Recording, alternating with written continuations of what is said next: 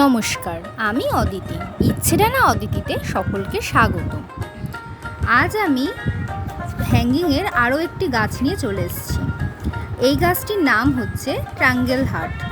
এই triangle heart এমন একটি গাছ যা কিন্তু খুব সহজেই ব্যালকনিতে বেড়ে ওঠে।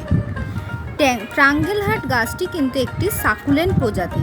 এই গাছ কিন্তু খুব সহজভাবেই ডাইরেক্ট সানলাইটে থাকতে পারে, কিন্তু এই গাছের আবার বেশি জল একদমই পছন্দ করে না।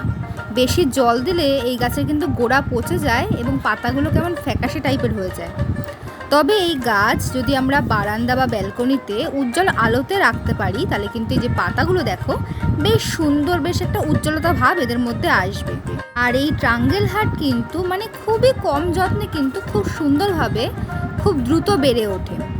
আর এই গাছেরও কিন্তু ছোট্ট ছোট্ট ফুল হয়। আমার কিন্তু কিছুদিন আগে এই ট্রাঙ্গেল হার্টে কিন্তু ছোট্ট ছোট্ট বেগুনি কালারের ফুল হয়েছিল, যেটা আমি শর্টস ভিডিওতে শেয়ার করেছিলাম। এই গাছকে কিন্তু আমি ওই ভার্মি কম্পোস্ট বা গোবর সার দিয়ে আর আমাদের গার্ডেন সয়েল দিয়ে বসানো। আর এছাড়া এক্সট্রা কোনো সার আমি এখনও ব্যবহার করিনি। এই গাছটা একটা ছোট পটে বসানো ছিল, সেটা এখন বড় পটে দিয়ে দিয়েছি। আর দেখো এখানে আমি বোতল কেটে ওর মধ্যেও কিছুদিন আগেই কাটিংগুলো বসিয়েছি। এগুলোও কিন্তু বেশ সুন্দরভাবে গাছগুলো ধরে গেছে। আর হ্যাঙ্গিংয়ে তো দিয়েছি, আর কত শাখা প্রশাখা বেরিয়েছে। মাঝে মধ্যে একটু এই গরমে একটু জল যদি স্প্রে করে দিতে পারি তাহলে বেশ ভালো।